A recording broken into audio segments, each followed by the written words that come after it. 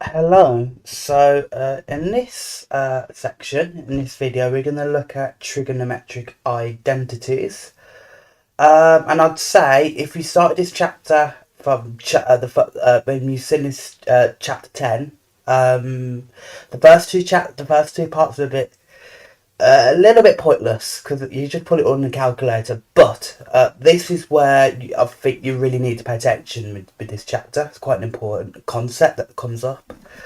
But anyway, trigonometric identity then. So let's cast back to when we looked at the unit circle earlier on, and I'll remind you, we draw our axis.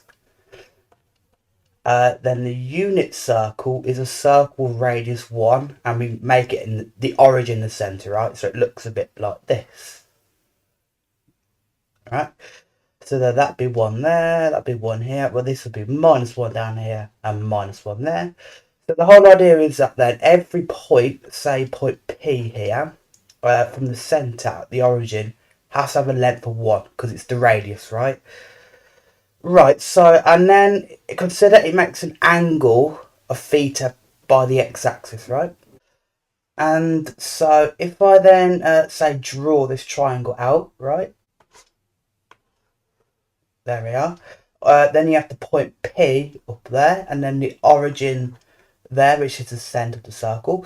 Now again, the length here would be 1. That's the radius, right? That length there. And we have the angle theta, right? Now, then we have the right angle here. And then obviously this would be the hypotenuse, right? This length of 1, because it's opposite the right angle, right? And because this side is facing the angle, this would be the opposite side, and then this would be the adjacent side. Now, this point P then as well would have an x and y coordinate, right? Just, I don't know what it is, but it's just an x-y coordinate. Now, if I then draw a line here, this would be the x coordinate, and then that'd be y up, right? So we can also say this is going to be x then, this length there, and the y there. Okay. Okay. But then we can use SOHCAHTOA then to express, we can find x and y. So firstly, we can find the sine by using SOHCAHTOA. So opposite is y. So therefore, we would have sine theta is y, which is the opposite. So the opposite over hypotenuse, right? Remember your SOHCAHTOA. But the opposite is y, and the hypotenuse is 1, right? Well, therefore, y over 1 is just y. So therefore, y is sine theta. So we can literally just call this sine theta, that length. Okay, and also same for x then, we can do cosine of theta, which should be the adjacent over the hypotenuse, right? Again, remember your SOHCAHTOA. Adjacent is x, and the hypotenuse is 1 again. Cool. Well, that just goes to x then, so therefore we can say x is just cos theta. Cool. Okay. So we could say that this is cos theta. Now, we can then, what else can we do with this triangle? Well, firstly, I notice because it's a right angle, I can do Pythagoras, because now I have all three sides, right? I have cos theta, sine theta, and 1. Well, if I do Pythagoras theorem, remember, as 1 is the hypotenuse, that'd be 1 squared equals the other two sides all squared. So this side, firstly, is sine theta, which is y. So that'd be sine theta squared, which we'd call sine squared theta.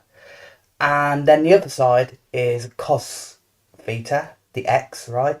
So then that'd be cos squared, right? If you square both sides. So that's Pythagoras then, right? The hypotenuse squared is the opposite and the adjacent all squared, then added together, right?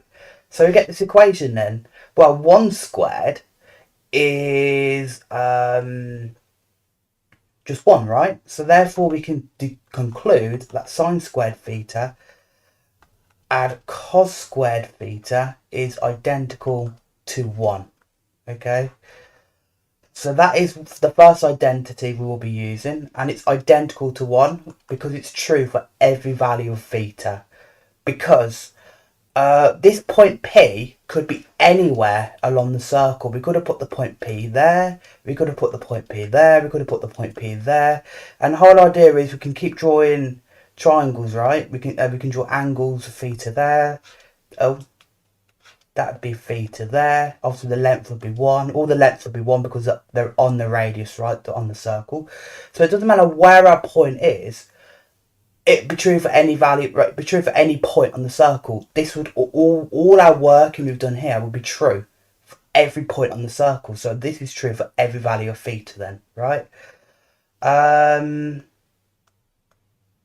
This identity here.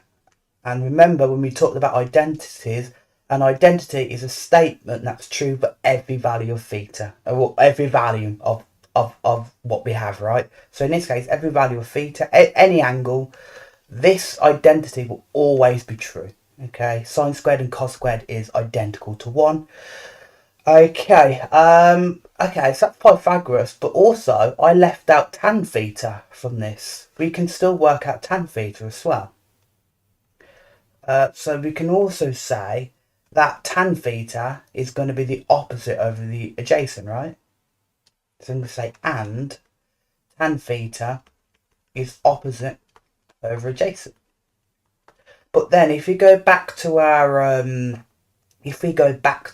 our triangle up here, the opposite is sine theta, as we discussed. We've got y and x there. So we've got sine theta for the opposite, and the adjacent side is cos theta. So the opposite over adjacent is sine theta over cos theta.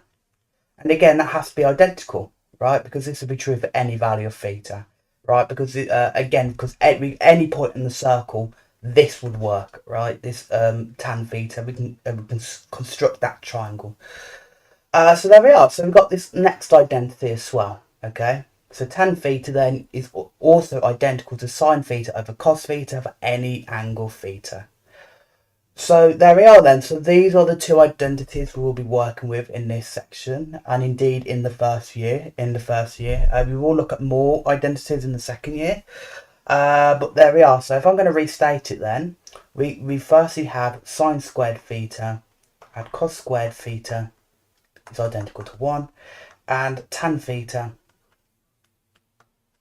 is identical to sine theta over cos theta. Okay, we will be using these two identities throughout this section and throughout this video as well. Right, okay, now unfortunately you do need to remember them or memorize them in some way because they're not in the formula book. Okay, but you do not need to know how to prove them. You just need to know how to use them. Okay, via the specification. So you don't necessarily need to learn what we've done up here. I'm just showing you how we get to the identities, but you do need to learn them. You need to memorize them, but you just need to know how to use them once you learn them. And once you do learn them, they do seep into your memory once you do more and more questions, right? So it's not as bad as it might seem. So so this is the idea. Then we're going to use these two identities in this section. Now, lastly, about identities in general. What we're going to be looking at is proof. Say for example, again, when we looked at this in chapter 7, I think, when we looked at proof. But say if we had x squared.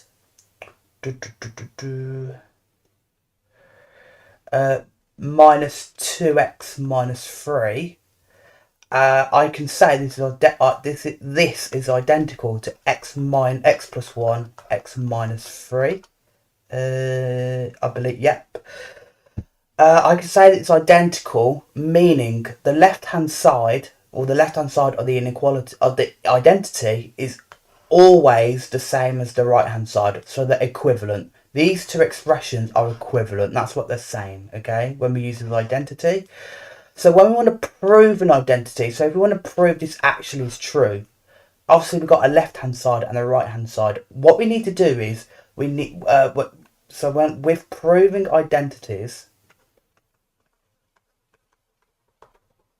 and we will be doing that in this section, so that's why it's relevant. With proving identities, we need to show. We need to show, yes, that one side is the same as the other. Okay, obviously it seems a bit like, well, obviously, but what I mean by that is, we have to, when we want, if we want to show that the left hand side, say here, is identical to the right hand side, we can only work we can only work with one side, okay? So if we wanted to prove this inequality, well, you could either factorize the left hand side or we could just expand it, right? If we expanded the right, what we need to do basically is say that x plus 1, x minus 3, firstly, is identical to, if we were to expand this, it would be x squared minus 3x add x minus 3, and then we can simplify, right, to x squared minus 2x minus 3. And there we are, right? So that is now the left hand side, okay? So we can say the right hand side, RHS, is equal to the left hand side, or identical to the left hand side. And that's how we're going to do these proofs, right? We're going to work with one side of the identity, and then we're going to do some maths and simplify it until we get to the other side, right? And that's what we'll be doing right in this section. But I'll just give a brief overview of the idea of an identity. But yeah, okay, let's have a look at some examples then. And bear in mind we will be working with these two identities here. Right, okay, we need to simplify the following expressions. So firstly, we have sine squared 3 theta and cos squared 3 theta. So I'm going to rewrite our identities again, right? These two identities. Okay, and we're going to need to use them in these questions. So firstly, this one then, sine squared 3 theta and cos squared 3 theta. Now, hopefully, it's kind of ringing alarm bells that it looks very, very, very similar to this one, right? But you're probably thinking, well, there's a theta there, but I've got a 3 theta. Hang on, what do I do? Well, it's the same, right? 3 theta is still just an angle, right? Really, I could say like I could just say like theta is, I don't know, 3x, and then I'd sine squared 3x and cos squared 3x equals 1, and then that's the same thing, right? The idea is that the angle is the same in both the sine and the cos, so we can still apply this, right? This would then still go to 1, okay? And there we are, okay? That whole expression just goes to 1, okay? And that's it. So that's by applying the identity. Okay, so I'm going to say by applying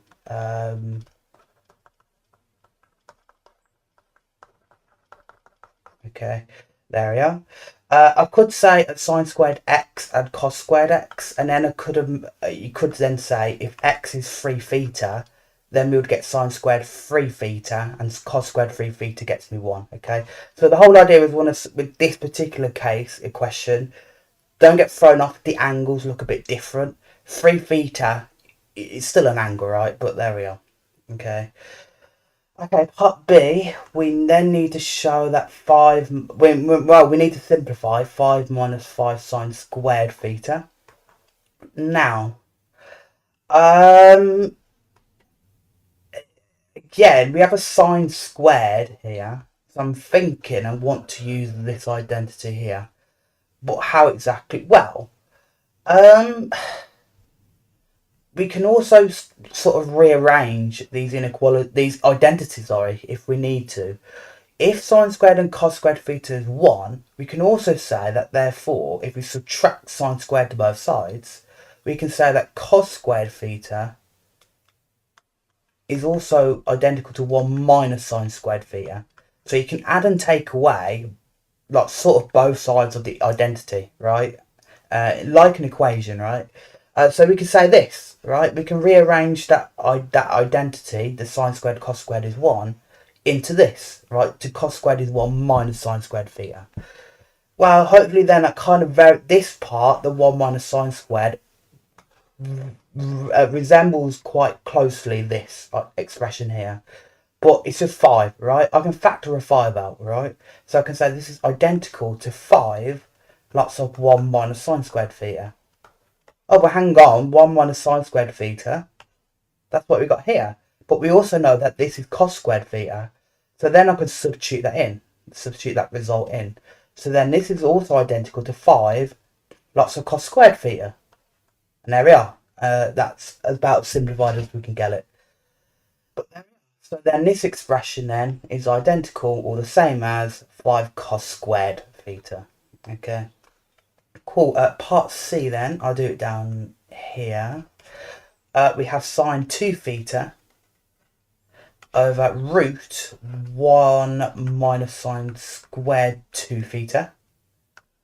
Now again, what can we do? Well, we can't do anything with just this sign, right? Not really. But this, again, this 1 minus sine squared looks very, well, it's this, right? It's this 1 minus sine squared theta. But obviously now, the angle's now 2 theta instead of theta. But again, it's just the angle, right? The angle's the same, so we can still apply that same identity. So we can say that this is also the same as sine 2 theta over the root. And we know that 1 minus sine squared theta is just cos squared. So this is cos squared of 2 theta. And there we are. Well, then, this is a square root of a square, right? We have cos squared, right? By the way, cos squared 2 theta is the same as just cos 2 theta all squared. That's the same, right? It's just that with trig functions, we put the 2 for the squared, or if we had a 3, a power 3, a power 4, whatever, we put it before the angle, not after the angle like that. That's saying cos of 2 theta squared. Okay, they're different things. But when we raise it to a power, we usually notate it in that way. But it's the same as just raising the whole thing to a power 2. Anyway, so this is a squared of cos. So if we square root in a square, that's just cos 2 theta then, right? And there we are. So we got to that point. Okay, well then what can I do here? Well, let's have a look at the other identity then. Well, this tan theta is sine theta over cos theta. That's what we got. We got sine 2 theta over cos 2 theta. Right, again, the angle's 2 theta, not theta. But again, the idea is the same, right? That we have sine over cos of the angle. So then we can say that this is then tan 2 theta. And there we are. So that's about that's fully simplified now. Okay. And there we are. So that is literally the whole idea with identity proof. They can be quite tricky to do first time, but once you practice some more questions. By the way, I do with every video, I do recommend you practice some. Maybe pause the video and do a question yourself if you feel confident, or find some other questions in the textbook or otherwise. But once you practice them yourself, you start to get the hang of it, right? But hopefully that's the whole idea, right? We're going to just simplify, try and substitute these two identities in wherever we can, okay? And eventually we get to a simplified answer. Okay. Now we've got this example. Okay, we want to prove that this whole fraction is identical to 1 minus tan squared theta. Now this is where the talk I did about the inequality stuff at the start will come into play here. So I'm going to rewrite this, restate it. Sorry, sine to the 4 theta over cos squared theta is identical to 1 minus tan squared theta. Now, this is the left-hand side, right? The one side of the identity, and this is the right-hand side, which I denote LHS and RHS, right? That's what they stand for. You can shorten it in that way. The examiners will know what you mean when you use LHS, RHS. Anyway, so the idea is then to prove this identity, we need to prove that one side is exactly the same as the other side. So we need to simplify either side, and then we get the exact other side eventually, right? We could either somehow deal with 1 minus tan squared theta, and then we get this fraction in eventually. But the strategy is generally to pick the more sort of complicated side, the side with the more weirder terms in. So this whole weird fraction, this big fraction, it's better to work with the more complicated stuff, because then you can simplify it down into the more simpler term, right? It's a lot easier to simplify a more complicated term than try to complicate a simple term to make it more complex. Right, so so I'm going to work with this side then, and I'm going to try maybe use my identities or other tools that I know to get to this exact state, this expression here, 1 minus tan squared, okay? Right, so let's start with this then. So we're going to start with cos 4 theta minus sine to the 4, well, that's a power of 4, by the way. Okay, cos to the 4 theta minus sine to the 4 theta over cos squared theta. Now, then we're going to just do a chain of like identities, right? So what can we do? And we're going to just try and simplify this as much as we can, and then we get to this point here. Right, so what can we do here? Well, we can't do anything with the cos squared. You might think maybe we could split up the fraction. You could do that. And try go from there. But what else can we do? Well, a very good tip. A lot of these identities are going to involve fractions. That I find anyway. In exams, they often will involve a fraction of some sort or whatever. A very, very good tip I'll give is, and I write that here somewhere, tip, is to try and factorise whenever you can, okay? And actually, I'll say that here because we can actually factorise the numerator. Because if I said that cos theta is x and sine theta is y, well, cos to the 4 theta minus sine to the 4 theta is just x to the 4 minus y to the 4. Hopefully you notice this is a difference of two squares, right? This is then going to be x squared minus y squared and x squared plus y squared, right? So yeah, so then if we say x is cos theta and y sine theta, well, this factorises then in this way. So then we can say that this is cos squared theta minus sine squared theta, and cos squared theta plus sine squared theta, all over cos squared, okay? And I remember we did look at factorising expressions back at the very start of the course. So there might be some good exercises in that section if you want to practice your factorising. But anyway, we've got to this point. So again, look at our factors then. Well, cos squared minus sine squared, I can't really do much about. But what about this? Cos squared theta add sine squared. Well, if we go back to our identities here, well, isn't sine squared theta and cos squared theta just one, right? The first identity. So actually, this whole factor then just goes to 1. So we're just simply left with cos squared theta minus sine squared theta all over cos squared theta.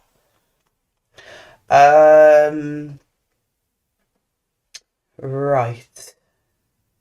Now we could factorise again, because this is another difference of two squares. We could perhaps say that's like what? Cos theta minus sine theta.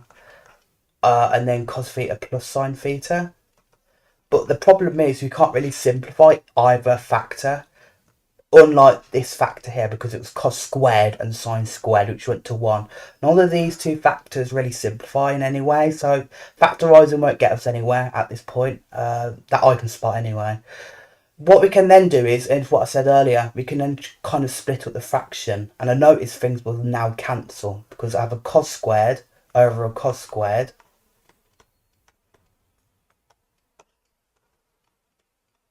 minus a sine squared over a cos squared of theta. And this cancels, right? This cos squared over cos squared. That's just 1. And then I have minus sine squared theta over cos squared theta. Now, if I said that this is just sine theta over cos theta all squared like this, hopefully you can spot what identity we can use here. Well, hopefully again, if you remember, if you look back to our identities, we also know that tan theta is again sine theta over cos theta. Well, then sine theta over cos theta is a tan theta. So this is 1 minus tan theta all squared. And then we can just say that's 1 minus tan squared theta in that way, okay? Well, then there we are. Then we got to showing 1 minus tan squared theta there. So we're done. So we proved the inequality, the identity, sorry. I don't know why I say inequality, but that's the identity proved, right? Because now we've shown clearly that we started from one side of the inequality, so the left side, and then we got to the other side, right? At the end. So both sides have to be the same, okay? And there we are. So that's the whole idea, right? Is we work with one side, and then we do some manipulations, some simplifying, and then we get to the other side. Very often by substituting some of the identities we know, right? So the sine squared cos squared is 1, and tan is sine over cos. Right, okay. Okay, let's have a look at this example then. We are given that cos theta is minus 3 over 5. We need to find the value of sine theta. And I should probably say it says the exact value as well, okay? No decimals, okay? But yeah. So cos theta is minus 3 over 5. Now, when we looked at in the last section with triangles and the cosine rule and stuff like that, you might be inclined, fair enough, to say, well, just do inverse cos, right? So then theta is inverse cos of minus 3 over 5, right? If you do that in your calculator, you'd get this 126.869, blah, blah, blah.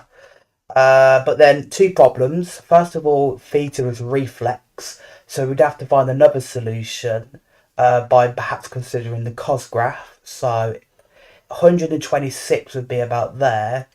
So then the next solution would be about there, right? Now we can find that. That's not a problem. We could find this other. So if this was 126.9, we could find the other solution there by the symmetry. We will look at that in the next few videos. But that's one problem. But the other big problem is often they want the exact value, which you can find. The problem is this is a long, never-ending decimal for the angle. If then your instinct was to then say sine theta after that by doing sine of this 126.8669, we would get an answer that's very, very close to the answer, right? But it'll be a bunch of decimals, right? We can find a way to avoid finding the angle and having all these decimals, right? Which will give us a non-exact answer. And this is where the identities will come in then. So we're not going to go that way then. What we're going to do is we're going to recall again that the identity sine squared theta and cos squared theta is indeed 1. Right. And now what this does is it gives us a way to calculate or gives us a relationship between cos and sine without having to find the angle, right? Without having to do inverse cos or inverse sine. So what we can say then is, if cos theta is minus 3 over 5, that therefore that cos squared theta, if we square both sides, is going to be positive 9 over 25, right? If we square minus 3 over 5. Now we can substitute that into here to get a value for sine theta then. So therefore sine squared theta add cos squared, which is 9 over 25, is also identical to 1. So then we can say that sine squared theta, well, it's going to be then 1 take away 9 over 25, right?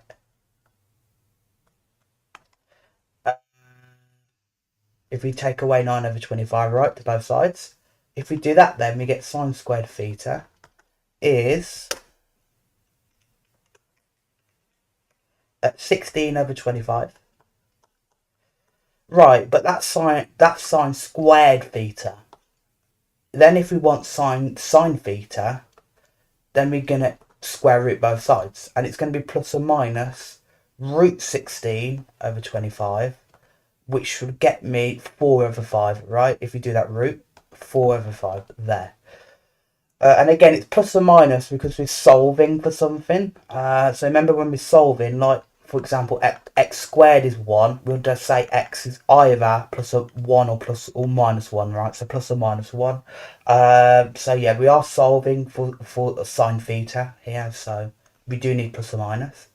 Now, so either sine theta is 4 over 5 or sine theta is minus 4 over 5. Which value do we take then? This is where this will come into play. Theta, the angle we're told is reflex. What we can do at this point then, I'll make a note then, theta is reflex. What you can do then is consider the sine graph, right? Say between 360 degrees, right? The standard sine graph. Now, if theta is reflex, that means it has to be between 180 and 360, right? That's a reflex angle. It's above 180, right? So that's going to be concerned with this portion of the sine graph, right? Where this, let me draw that again. There we are. Where this is 180 there, and this is 360. Well, between 180 and 360, well, that's the negative part of the sine graph, so it has to be negative. So I'm going to say, as theta is reflex, then sine theta must be negative. So the value of sine theta, okay? Because it's on the negative part of the graph between those two angles, right? But then that means we have to take minus 4 over 5 then, right? So therefore, sine theta is minus 4 over 5. Okay, and by the way, I just want to highlight another flaw if you decided to just find the angle theta. Now, recall we got this situation where sine theta is 4 over 5 or minus 4 over 5. If you put that in the calculator only gets you one value, and actually it gets you 4 over 5. Let me show you. So again, if we were to find cos theta, which is minus 3 over 5, if we did inverse cos, right, on that again, we'll get the answer 126.869. However, if we then put that into sine of this, put that angle in your calculator, it gets you, and surprisingly my calculator just gets you 4 over 5 exactly, but that's still wrong, right? Because remember, sine of the angle was not 4 over 5, we got minus 4 over 5 as our answer. And so the calculator will only always give you one value, right? In this case for sine theta, or anything else, right? And actually we do need to consider the second one, and it was minus 4 over 5. The reason being is because what the calculator will only consider like the closest answer. So, for example, if we then, for example, cast yourself back to when we did the ambiguous case with the sine rule, right? Say if we had sine theta is a half, so therefore theta would be 30 if you did it on the calculator. But there'd actually be two solutions to here for sine theta. If we did the sine graph, 13 would be let's do it here between 180. 30 would be there, so then the other solution there by symmetry would be 150. So the other solution is 150, but the calculator only gives you one angle for theta. Okay, the reality is there are multiple values for the angle, but the calculator will always only give you one, and not necessarily the correct one. All right, depending on the question. That is why you have to use this method instead, right?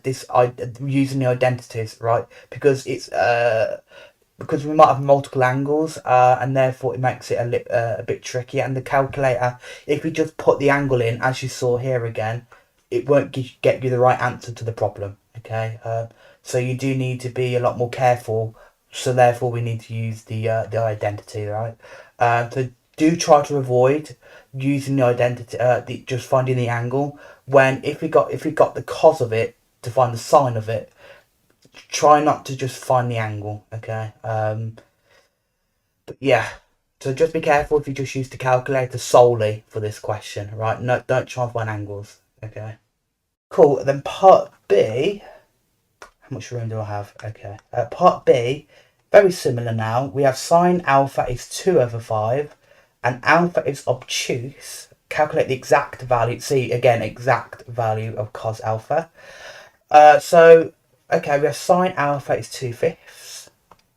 We need the value of cos alpha, not the value of alpha, the angle alpha, but just cos of the angle.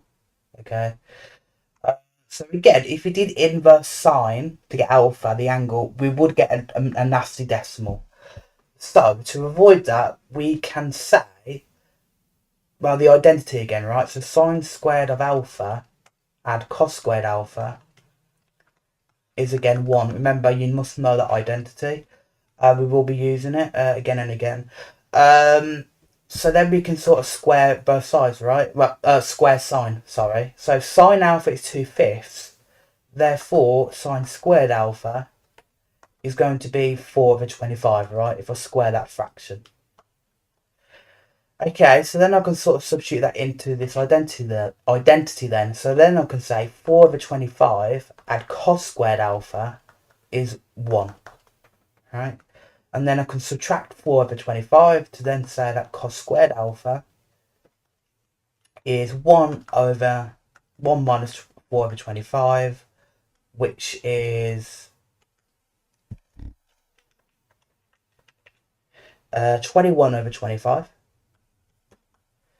And therefore then, if I square root both sides, I get that cos alpha is going to be plus or minus root 21 over 25. If I put that in a calculator, that simplifies to plus or minus root 21 over 5, okay? So again, that is an exact answer. It's not a nice answer, but it's exact. There's no decimals, right? I think if we were to plug in the value of the angle, if we found the other method of just finding the angle alpha, then substitute that into cos, we wouldn't get that. The calculator most likely wouldn't spit out that exact answer. It'd probably give you a nasty decimal, right? So this is why we do need to consider this idea, this identity. Anyway, so we get to this point then. Now, again, so that means we have two possibilities. Either cos alpha is plus root 21 over 5 or minus root 21 over 25, or 5, sorry. So again, which one? Well, we were told information about the angle. It's obtuse. So, again, we're going to consider the same sort of idea then. So alpha is obtuse, which means it has to be between 90 and 180. So again, we're going to consider the cos graph to help us here. So the cos graph looks like this. So if it's between 90 and 180, well, 90 is going to be there, and 180 is going to be there. So again, this part of the graph between 90 and 180 is below, right, the axis. It's negative, right? That means then we need a negative answer for cos. So I'm going to say alpha is obtuse. So I'm going to say alpha is obtuse. Therefore, cos alpha must be negative. As if it's obtuse between 90 and 180 again, that part, the cos graph is negative, right, on the negative y-axis, right, underneath the axis. So therefore we have to take this then. So cos alpha then is minus root 21 over 5. And there we are. Job's a good one. So there we are then. So again, these identities also give us a way to link sine and cos together, right? Without having to do inverse to find the angle. We can just skip to converting cos to sine, right? Via this formula here. Identity then, over there. Okay, let's have a look at another example. Okay, we are told P is 3 cos theta and Q is 2 sine theta. Show that 4p squared and 9q squared is 36. Right, again, it's sort of like an identity. Again, obviously it's an equation, but what we can do then is consider 4p squared and 9q squared and see what I get, and hopefully I get 36 if I simplify it. Well, P is 3 cos theta, so I can sort of substitute that in, right? So this is identical to 4 lots of 3 cos theta, and then add 9 of q squared, so that'd be p squared, sorry. And then 9q squared would be 9 lots of 2 sine theta, all squared there. And then we can sort of expand the bracket, right? Well, that's going to be 4. And then if we do 3 cos theta squared, well, remember, 3 cos theta squared, it's the same, it's times in by itself, right? So that's going to be the same as 3 cos theta, lots of 3 cos theta. And then hopefully you can spot, well, 3 times 3 is 9. And then cos theta times cos theta is cos squared theta. There we are. And then if we do 9 and then expand this bracket, well, 2 sine theta all squared is going to be 2 sine theta times 2 sine theta, which is 4 sine squared theta. And then we can expand this, right? Expand the brackets we have. So 4 times 9 is 36 cos squared theta. And 9 times 4 is, again, 36 sine squared theta. Well, hang on. If I then factorise the 36 out, 36 lots of sine squared theta, add cos squared theta. If I get rid of this, hopefully you can spot then that we have the identity, right? Sine squared and cos squared is 1. This whole bracket goes to 1 then. 36 times 1, which is 36. Well, there we are then. We get 36. So cool. There we are, and I'll make a note then as well that sine squared theta and cos squared theta again is 1. Okay, that's what we used. There we are then. Okay, let's have a look at some more questions then.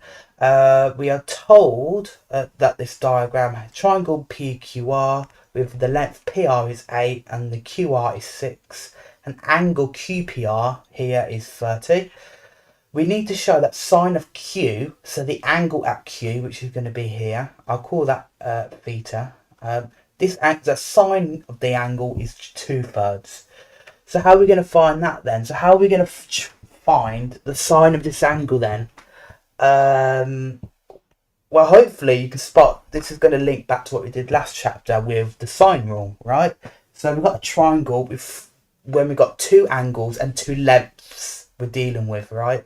It's going to be the sine rule. So we can say then, by the sine rule, that firstly sine theta, which is angle at Q, right?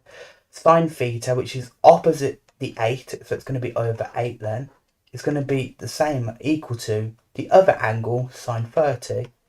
And that 30 is opposite the 6, so it's going to be over 6. And then we could just sort of simplify for sine theta, right? So then I could say that sine theta is 8 times sine 30 over 6. And then I could just put all that in the calculator, right? So then sine theta gets me 8 times sine of 30 over 6. Gets me 2/3. And there we are, that's part A done. Part B then, we are told that given that Q, the angle theta again at Q is obtuse, find the exact value of cos of the angle. So cos theta. Now, we found sine theta, so we then need to find cos theta. Right. So that's going to go back to the stuff we looked at in the early example, where we're going to use cos squared and sine squared is 1. Now again, if we were to invert, if we do the inverse, right, to find the angle theta, well, firstly, you'd have the ambiguous case, right, where if we did inverse to get sine to get theta, theta would be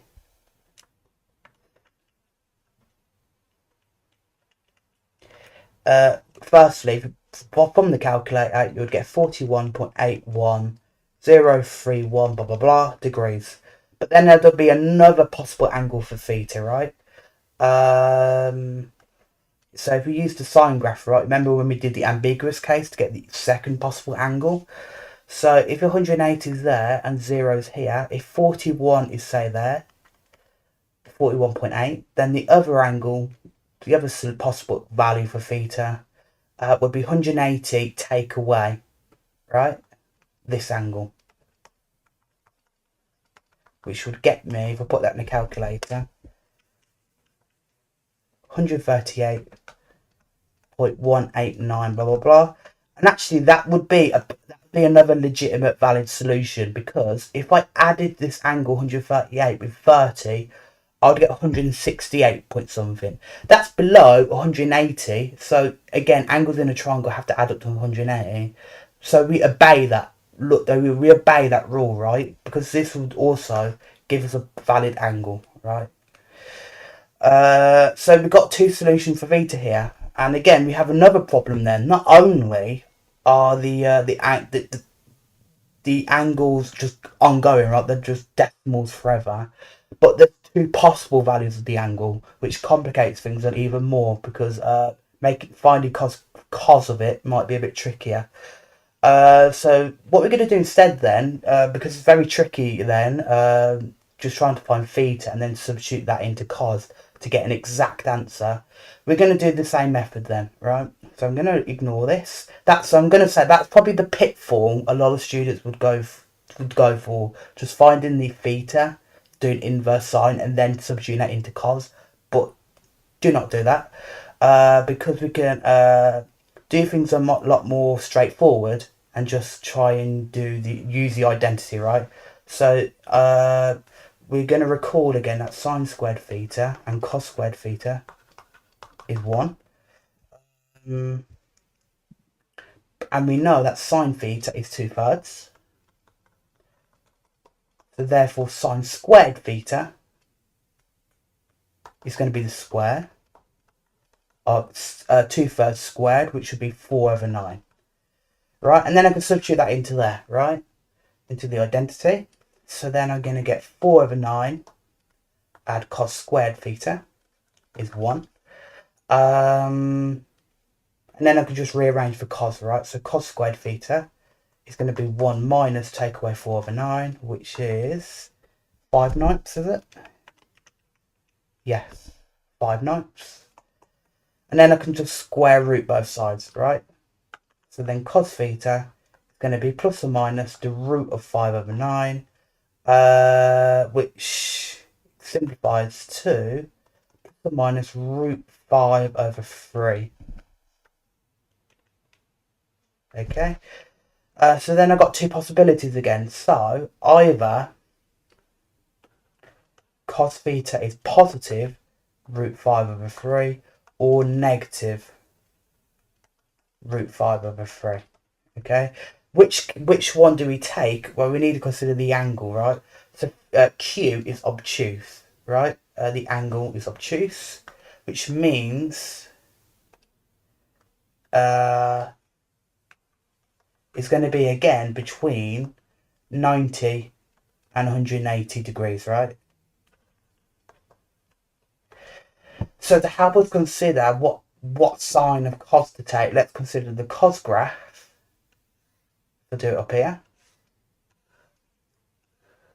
There we are. So between 90 there and 180, which would be there, well, that part of the graph then is again below the y-axis. It's below the axis, right? It's underneath, right? The graph is underneath. So it's in the negative part of the graph, right? So it has to be negative then, right? So I'm going to say, as theta is obtuse, cos theta must be negative.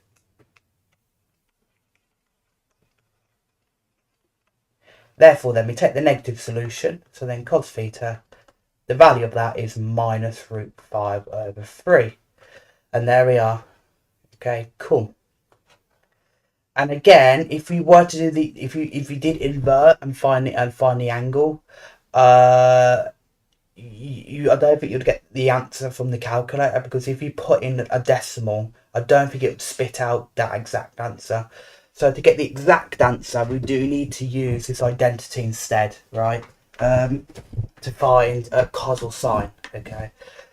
But there we are, okay. And we got one final question, exam question here. And it's not easy, I will say it's not easy. But we've got an exam question to finish off.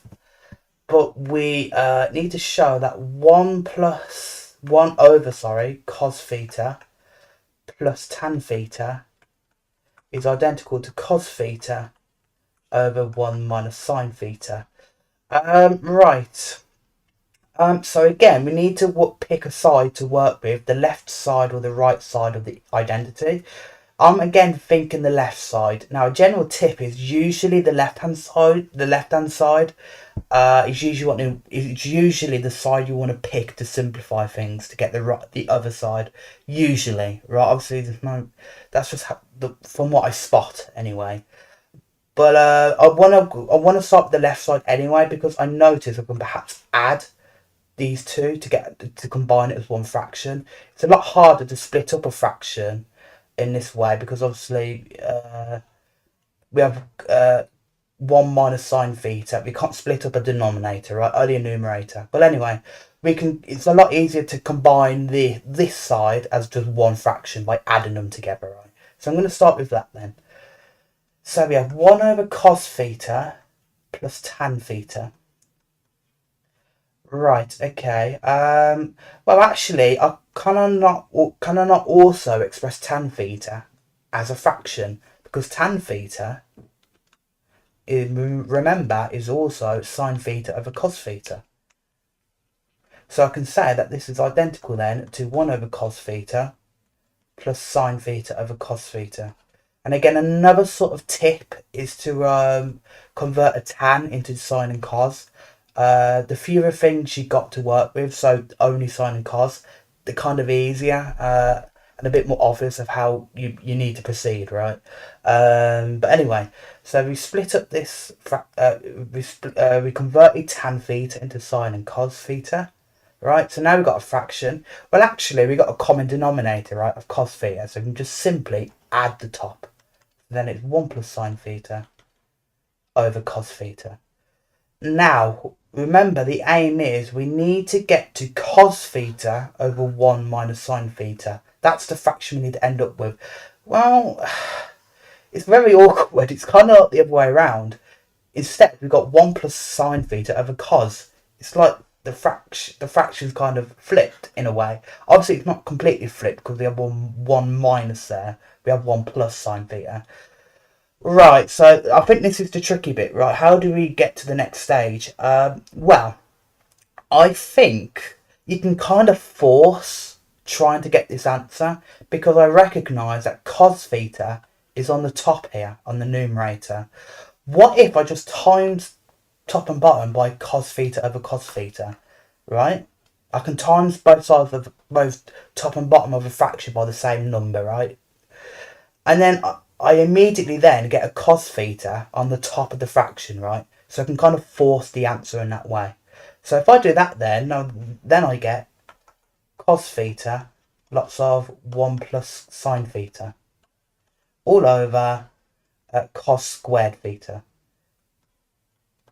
Well, actually, this is kind of good now because cos squared, remember our denominator also only it kind of looks like 1 plus, if we had sine squared theta and cos squared theta is 1, I can rearrange to get cos squared theta is 1 minus sine squared theta. Doesn't that look vaguely similar? Obviously, it's just sine theta, not sine squared. But I can kind of convert the cos squared theta as just 1 minus sine squared, right? To get a sine out of it, right? I want a sine out of the cos here. So that I can do that then. I can substitute that identity in. So I'm going to say that cos squared theta is 1 minus sine squared theta. So then I'll substitute that into here, the denominator, to get cos theta, lots of 1 plus sine theta, all over 1 minus sine squared theta. Now, remember my tip earlier, I said to try and factorise whenever you can. Well, now I can. This is actually a difference of two squares, right? I can factorise the 1 minus sine squared theta into 1 minus sine theta, or 1 plus sine theta, right? Because remember, 1 minus sine squared theta, well, it's almost like 1 squared minus sine squared theta. So if I did the difference of two squares, that would then be 1 minus sine theta, 1 plus sine theta. Remember, you do need to start being able to recognise. It will help to spot a difference of two squares with like more weird out awkward terms like this. So even with trig functions, we can do difference of two squares to factorise it, right? Again, it's something it becomes more natural and easier to spot when you do more examples. But anyway, we can factorise the 1 minus sine squared in this way. Well, and then we can cancel some factors out, right? 1 minus sine theta is common on both top and bottom. So I can cancel that out, and I'm left with then cos theta over 1 minus sine theta. Well, then there we are. That is now the right-hand side. So we're done. The proof is done. So therefore we can show that 1 over cos theta plus tan theta on this side has to be equivalent or the same as cos theta over 1 minus sine theta, because that's what we're showing, right? We simplified it to this. And there we are. Cool. So yeah, so that is a very, I think that's a very hard trig, harder than usual, I'd say. Sort of trig proof question, identities with trigonometry. Very tricky that is. A lot. Basically, you combine everything into one question there. Like we factorise difference of two squares. We used both identities. We added fractions. We cancelled stuff out.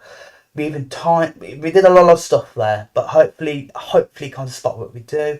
But like I said, practice makes perfect. But yeah, this is an important topic. It does come up quite a lot, especially in year 2. But yeah, but that's the whole essence, right? Remember these two identities here. Yeah, you do need to remember them. But hopefully, when you do more questions and you keep remembering and keep substituting these four identities in, they start to seep into your memory, right? So it becomes kind of like second nature. You don't have to force you to have to memorise them. But yeah, you do need to learn them. They're not in the formula book, so just be aware. But you need to be able to apply them to prove other identities like this one, right? But yeah, so that's the whole essence, right? With identities, we work with one side and then we eventually get to the other side and we show that they're equal, okay? But that is trig identities then. So I'll see you next time.